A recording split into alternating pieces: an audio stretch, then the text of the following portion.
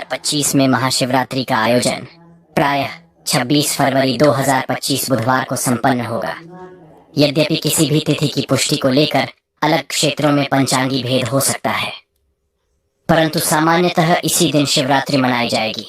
प्रातःकाल से देर रात तक इस दिन श्रद्धालुओं का सैलाब मंदिरों में उमड़ता है, जहां भगवान शिव का रुद्राभिषेक, रात्रि जागरण, भजन कीर्तन और विविध अनुष्ठान होते हैं।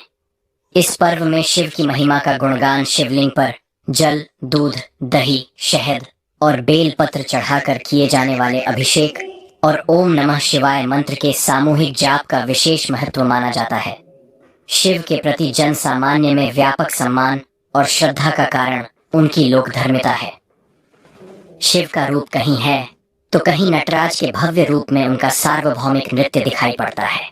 वे अत्यंत सरल हृदय होने के साथ साथ अद्वितीय महिमा वाले देवता हैं, जिनका स्वरूप आध्यात्मिक चेतना का सबसे गहन प्रतीक माना जाता है। महाशिवरात्रि वह रात है जिसमें प्रकृति और परमात्मा का संगम होता है, जहां भक्तों को अपनी साधना और भक्ति के माध्यम से शिव तत्व का बोध करने का सुगम मार्ग मिलता है। शिव स्वयं निराकार भी है और साकार भी है। शिवलिंग के रूप में उनकी पूजा पूरे भारत में प्रचलित है। ऐसी मान्यता है कि शिवलिंग की प्रतिष्ठा भगवान शिव के अनादि अनंत स्वरूप का प्रतीक है, जिसे सीमाओं में बांधना संभव नहीं है। और अन्य हिंदू परंपराओं में महाशिवरात्रि मनाए जाने के पीछे कई कथाएं प्रसिद्ध हैं। पहली मान्यता यह है कि इसी पावन रात्रि को भगवान शिव और माता पार्वती का विवाह संपन्न हुआ था। शिव ने सती के त्याग के बाद जगत से विरक्त होकर कठोर तप में लीन होने का मार्ग चुना, लेकिन पार्वती ने जन्म लेकर अत्यंत घोर तपस्या की और शिव को पति रूप में पाने का संकल्प लिया।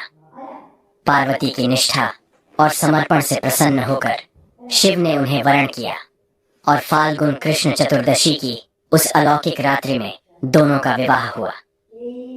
इसी कारण महाशिवरात्रि को शिव पार्वती के महामिलन का उत्सव भी कहा जाता है, जहां प्रकृति पार्वती और परम चेतना शिव का पावन सामंजस्य दिखाई पड़ता है।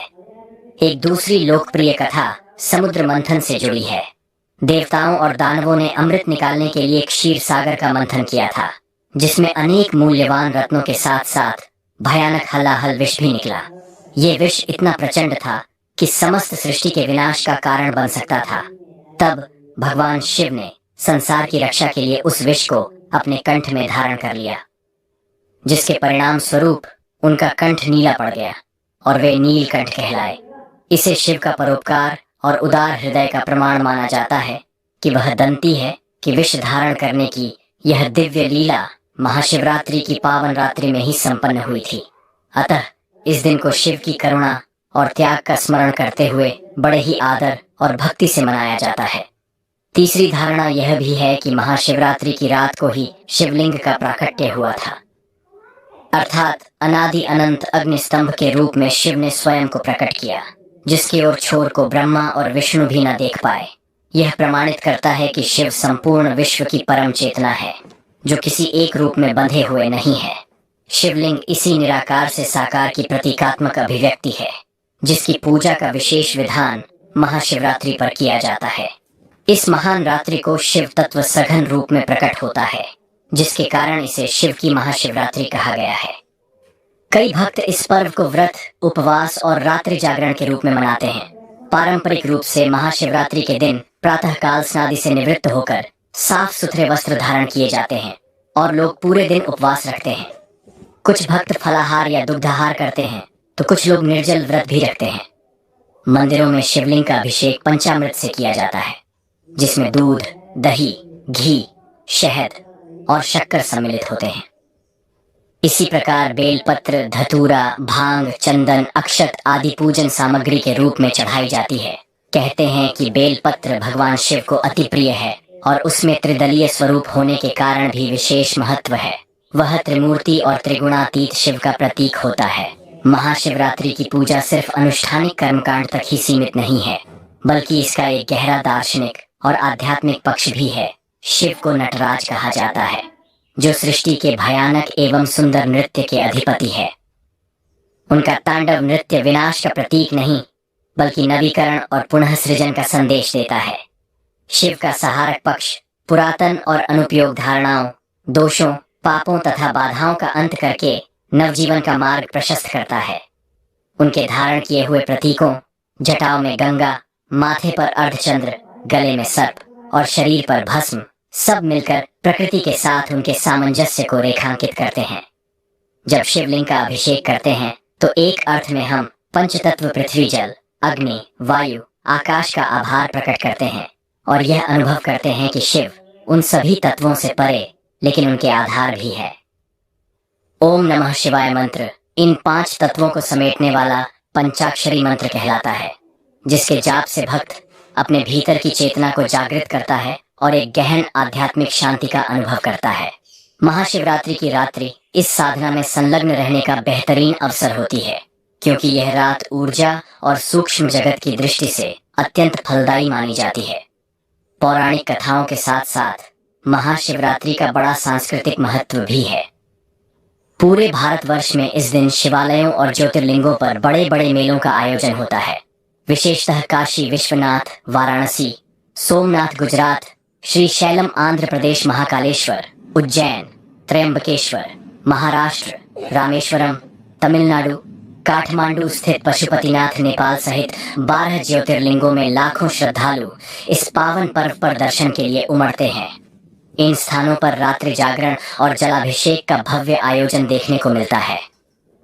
सामूहिक रूप से शिव आराधना के समय हर हर महादेव के जय घोष की गूंज चारों दिशाओं में सुनाई पड़ती है, जिससे भक्ति और उत्साह का अनोखा वातावरण बनता है। महिलाओं में इस त्योहार की विशेष महत्ता है। शिव पार्वती का विवाह इस बात का प्रतीक है कि ईश्वर और प्रकृति का मिलन, सत्य और शक्ति का एक दूसरे के बिना अधूरा होना जीवन के संतुलन की ओर संकेत करता है। कुंवारी कन्याएं महाशिवरात्रि के व्रत का पालन इस कामना से करती हैं कि उन्हें भी शिव सम्मान, सात्विक और योग्य जीवन साथी मिले। वहीं विवाहित महिलाएं अपने दाम्पत्य जीवन में प्रेम, सौहार्द और समृद्धि बनाए रखने के लिए इस दिन शिव पार्वती का पूजन करती हैं। इस प्रकार पारिवारिक और सामाजिक स्तर पर भी यह पर्व प्रेम, त्याग और समर्पण की भावना को बल देता है। दर्शन और अध्यात्म की दृष्टि से देखा जाए तो शिव का रूप मानव के भीतर छिपी असीम चेतना का प्रतिरूप है। महाशिवरात्रि आत्मचिंतन और ध्यान के लिए उत्तम समय माना जाता है। योग और तंत्र साधना करने वाले साधक इस दिन या रात को विशेष ध्यान, प्राणायाम और जाप करके अपनी कुंडलीन शक्ति को जागृत करने का प्रयास करते हैं। शिव ध्यान में लीन होने से चित्त में निर्मलता आती है। क्रोध, लोभ, मोह जैसी नकारात्मक वृत्तियां नियंत्रित होने लगती है और जीवन में एक नई ऊर्जा का संचार होता है। शिव संहार से भी जुड़े हुए हैं, परंतु उनका संहार रचनात्मक होता है।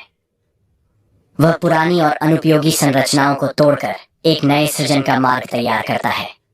समुद्र मंथन की कहानी प्रतीक है कि जीवन में जब कठिनाइयां से आती हैं तो हमें भागने की बजाय उनका सामना करना चाहिए।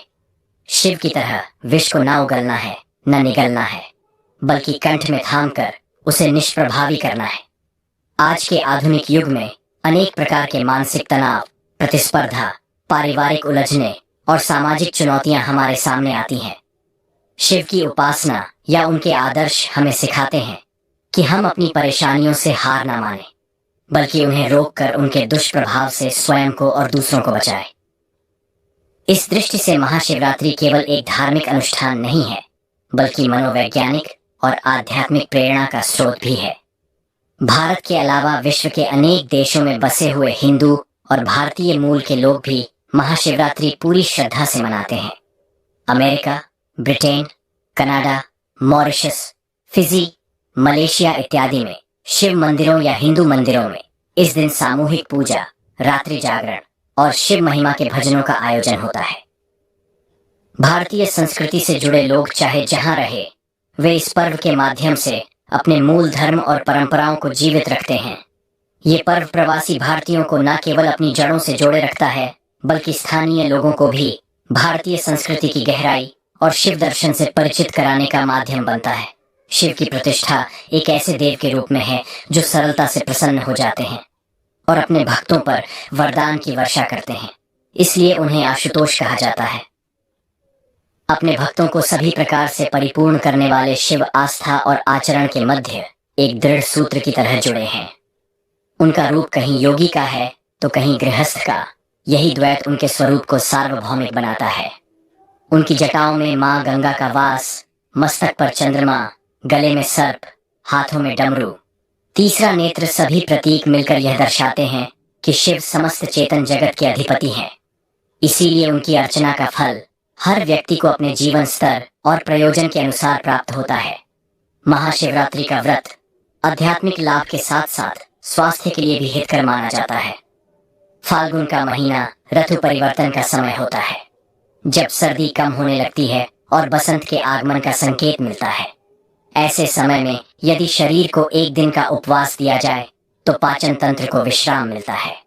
शरीर की अतिरिक्त ऊर्जाएं मस्तिष्क और हृदय की ओर केंद्रित होती है, जिससे हम मानसिक रूप से अधिक सतर्क हो पाते हैं। यही कारण है कि इस पर्व पर रात भर जागरण और प्रातःकाल में फिर से जलाभिषेक का विधान बना है। आध्यात्मिक दृष्टि से जागरण का अर्थ सिर्फ सोने न सोने से नहीं है, बल्कि अपने चित्त की अज्ञान निद्रा से जागना भी है। महाशिवरात्रि के दिन कुछ महत्वपूर्ण उपाय करने चाहिए। इस दिन विशेष रूप से गौ माता की सेवा करने से विशेष फल प्राप्त होता है।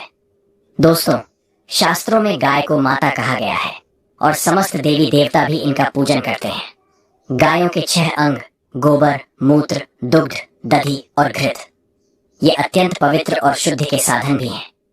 गोबर से बिल्व वृक्ष उत्पन्न हुआ, उसमें लक्ष्मी विद्यमान है, इसलिए इसे श्री वृक्ष कहा जाता है। गोबर से ही कमल के बीज उत्पन्न हुए हैं। गोमूत्र से गुग्गुल की उत्पत्ति हुई है, जो देखने में प्रिय और सुगंध युक्त है, जो सभी देवों का आहार है। संसार में मूलभूत गोदुग्ध से उत्पन्न है। सभी मांगलिक पदार्थ दही से उत्पन्न है। घी से अमृत उत्पन्न होता है, जो देवों की तृप्ति का साधन है। गाय से ही यज्ञ प्रवृत्ति होता है। गौ माता के शरीर में 33